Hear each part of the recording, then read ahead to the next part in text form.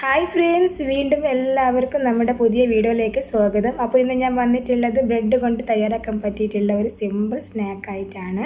5 minute കൊണ്ട് തന്നെ നമുക്കിത് തയ്യാറാക്കിയിട്ടെടുക്കാം. അപ്പോൾ ഇതിന് വേണ്ടിയിട്ട് ഞാനിവിടെ ഒരു ബ്ലെൻഡർ എടുത്ത് വെച്ചിട്ടുണ്ട്.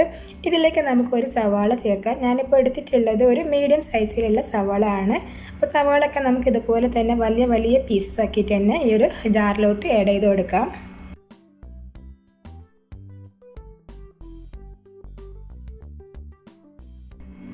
നെക്സ്റ്റ് ഞാൻ എടുത്തിട്ടുള്ളത് ഒരു അല്ലി വെളുത്തുള്ളിയും അതുപോലെ തന്നെ ഒരു പീസ് ഇഞ്ചിയുമാണ് എടുത്തിട്ടുള്ളത്.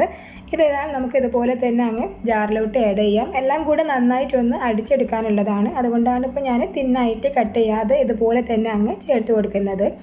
പിന്നെ നമുക്ക് ഇതിലോട്ട് ആവശ്യമുള്ളത് മല്ലിയിലയാണ്. ഇപ്പം ഞാൻ മല്ലിയില എടുക്കുന്ന സമയത്ത് ഏകദേശം എൻ്റെ ഒരു കൈപ്പിടിയോളം എടുത്തിട്ടുണ്ട്. അത്യാവശ്യം കൂടുതലായിട്ട് തന്നെ നമ്മൾ മല്ലിയില ചേർത്ത് കൊടുക്കാം കേട്ടോ. അപ്പോൾ മല്ലിയില കൂടെ ചേർത്തിട്ടുണ്ട്. നെക്സ്റ്റ് ഞാൻ ഇതിലോട്ട് ചേർത്ത് കൊടുക്കുന്നത് കുരുമുളക് പൊടിയാണ്. ഇപ്പോൾ ഒരു 1/2 ടീസ്പൂൺ അളവിലാണ് ഞാൻ കുരുമുളക് പൊടി എടുത്തിട്ടുള്ളത്. അപ്പോൾ ഇത് കൂടെ നമുക്ക് ഇതിലോട്ട് ആഡ് ചെയ്യാം.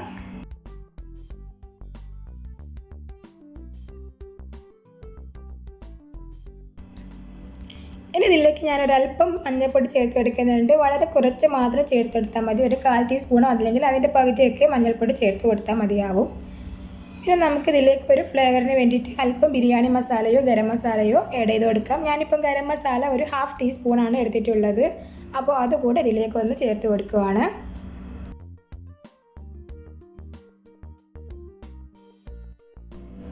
ആവശ്യത്തിനുള്ള ഉപ്പ് ചേർത്ത് കൊടുക്കുന്നുണ്ട്. പിന്നെ നമുക്ക് വേണ്ടത് 2 എഗ്ഗാണ്. ഈ 2 എഗ്ഗ് കൂടെ ഞാനിതിലേക്കൊന്ന് പൊട്ടിച്ചിട്ട് ചേർക്കുകയാണ്.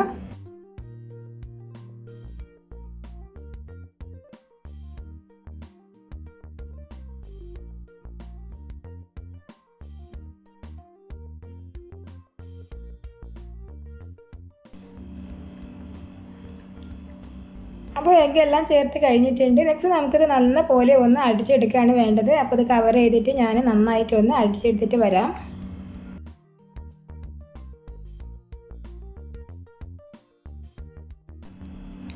അപ്പോൾ ഇതെല്ലാം കൂടെ ഞാൻ നന്നായിട്ട് തന്നെ ഒന്നങ്ങ് അടിച്ചെടുത്തിട്ടുണ്ട്. ഇനി നമുക്കിതൊരു പരന്ന ബൗളിലേക്ക് മാറ്റാം.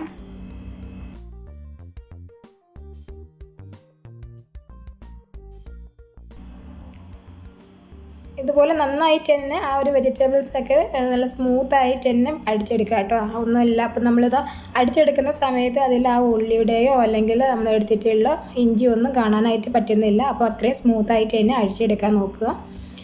നെക്സ്റ്റ് ഞാനൊരു 3 സ്ലൈസ് ബ്രെഡ് എടുത്തിട്ടുണ്ട്. ഓരോ സ്ലൈസ് ബ്രെഡ് ഇതാ നല്ല 4 സ്ക്വയർസ് ആയിട്ട് ഞാനിവിടെ കട്ട് ചെയ്ത് മാറ്റി വെച്ചിട്ടുണ്ട്. ബ്രൗൺ പാർട്സ് ഒന്നും ഞാൻ കളഞ്ഞിട്ടില്ല. അതുപോലെ തന്നെ അങ്ങ് സ്ക്വയറിൽ കട്ട് ചെയ്ത് എടുത്തിട്ടുള്ളതാണ്. ഇത് നമ്മൾ ചെയ്യാൻ പോകുന്നത് ഇതിൽ നിന്ന് ഓരോ പീസ് എടുത്തിട്ട് നമ്മളിതാ തയ്യാറാക്കി വെച്ചിട്ടുള്ള ഈ ഒരു മിക്സിൽ ഒന്ന് ഡിപ്പ് ചെയ്യാണ് വേണ്ടത്.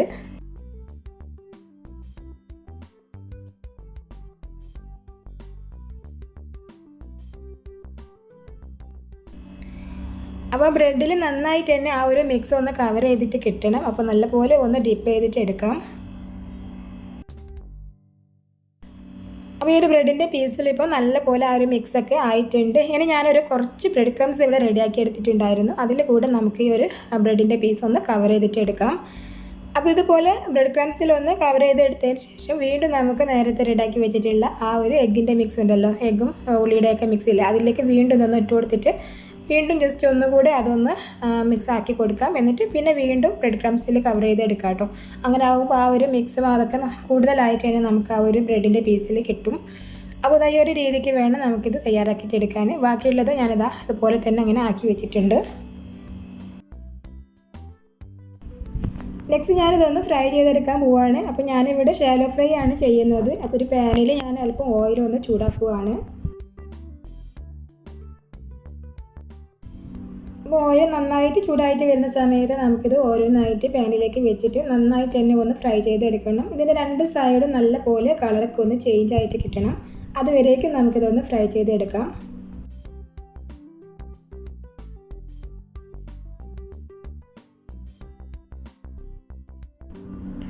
അപ്പോൾ അത് അതിൻ്റെ ഒരു സൈഡ് ഇപ്പോൾ നല്ല പോലെ തന്നെ കളറൊക്കെ ചേഞ്ച് ആയിട്ടുണ്ട്. ഞാനൊന്ന് മറിച്ചിട്ട് കൊടുത്തിട്ട് മറ്റേ സൈഡ് കൂടെ ഒന്ന് ഫ്രൈ ചെയ്തെടുക്കുന്നുണ്ട്.